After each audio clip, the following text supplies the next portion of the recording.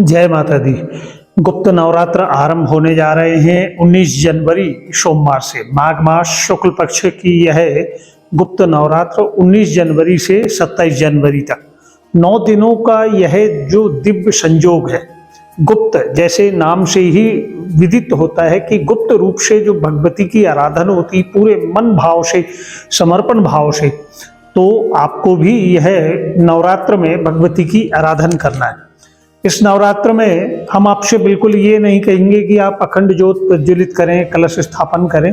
बस इतना ही आपको करना है कि 9 दिनों के लिए संकल्पित होकर प्रातः, दोपहर, शाम के समय या रात्रि के समय जब आपके पास समय हो, बड़े भाव के साथ में अपने पूजन स्थान में एकांत में, जहाँ किसी प्रकार से आपको कोई परेशानी ना हो, बड़े भाव के साथ में आप भगवती की आराधना कर पाएं। क्योंकि जगत जननी सिंह वाहिनी जो है माता, यह बड़े भाव की ही भूखी होती है। और जितने सहज रूप से हम माता की आराधना करते हैं, यह जो 4 नवरात्र आते हैं जिसमें 2 गुप्त होते हैं और 2 में तो भगवती की बड़े भाव से हम चैत्र में और अश्विन में भगवती की आराधना करते हैं। तो माघ मास की यह जो शुक्ल पक्ष की प्रतिपदा सोमवार 19 जनवरी से आरंभ है और इस दिन आपको प्रातः के समय स्नान करके संकल्पित होके कि आज मेरे द्वारा मैं भगवती के मंत्रों का पाठ करूंगा। अब आप 1 माला करें, 2 माला करें, जितनी आपकी इच्छा हो। देवी जी के 108 नामों का पाठ करें। आपके पास बिल्कुल समय नहीं है, केवल आप कुंजिका स्तोत्र का पाठ कर लें।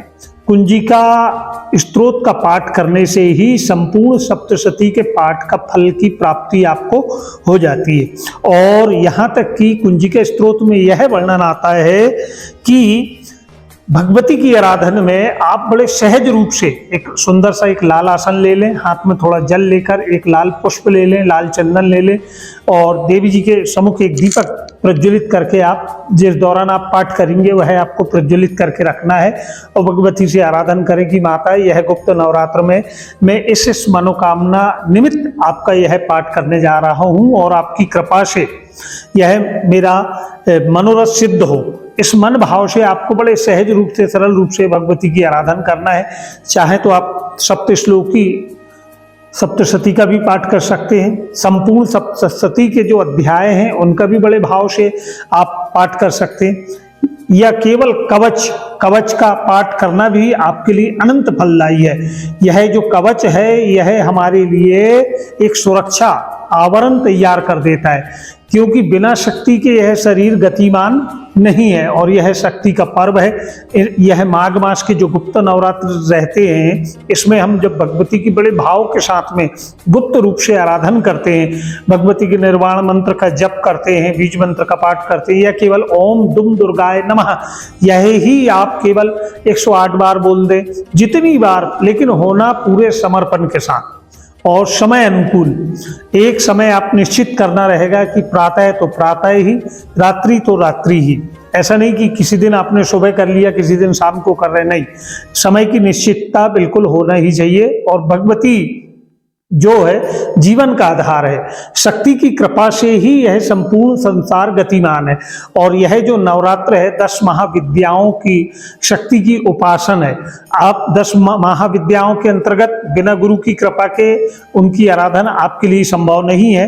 तो बड़े सहज रूप से 9 दुर्गा की आप आराधना स्वयं स्वतः है आप कर सकते हैं। देवी जी के प्रथमम शैलपुत्री, द्वितीयम ब्रह्मचारिणी, तृतीयम चंद्र घंटे, चतुर्थम कुष्मांडा, पंचम स्कंद माता, षष्ठम कात्यायनी, सप्तम कालरात्रि, अष्टम महागौरी, नवम सिद्धिदात्री, 9 दुर्गा नमो नमः।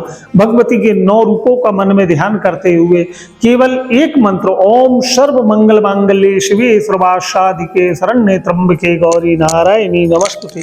भगवती अर्चन से बड़ी प्रसन्न होती। देवी पुराण में वर्णन आता है कि देवी जी की जब आप अर्चन करते हैं, आराधन करते हैं, पूरे समर्पण भाव से भगवती की आप जब आराधन करते हैं भगवती प्रसन्न होती है। अगर आप सप्तशती का पाठ आरंभ करने जा रहे हैं तो आपको एक पटा या चौरंग हो या एक रहल हो, उस पर बड़ा सुंदर केसरिया, लाल या पीला वस्त्र रख के आपको पुराण रखकर ही पाठ करना है। ऐसे अगर आपको मंत्र याद भी है तो भी बिना पुराण के आपको पाठ नहीं करना है। सामने सप्तशती की जो पुस्तक होगी वह रखना है, पहले पुस्तक का आपको पूजन करना रहेगा और फिर आप अपना पाठ आरंभ करें।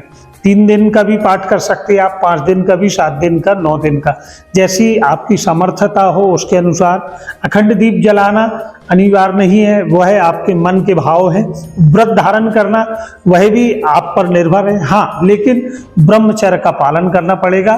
भले ही आप व्रत धारण नहीं कर रहे हो, अगर देवी जी के मंत्रों का इस गुप्त नवरात्र में आप पाठ कर रहे हो तो कुछ जो नियम होते हैं, जैसे शौर कर्म आपको नहीं करना है और ब्रह्मचर्य का पालन करना है, तामसिक वस्तुओं को ग्रहण नहीं करना है, भगवती की आराधना करना है, क्योंकि जितनी सहज सरल रूप से भगवती प्रसन्न होती है उतने ही जल्दी वह कुपित भी हो जाती हैं। तो हमारा आपसे आग्रह है कि इस नवरात्र में, गुप्त नवरात्र में, जो जिस मनोकामना से भगवती की आराधना करेगा, भगवती की कृपा उस पर सदैव बनी रहेगी। यह दिव्य जानकारी आप और लोगों तक भी भेजें, जिससे वह भी इस गुप्त नवरात्र में, जो कि 19 जनवरी से 27 जनवरी तक है, पूजन कर अपने मनोरथों को सिद्ध कर पाए। जयकारा शेरा वाली दा बोल साचे दरबार की जय।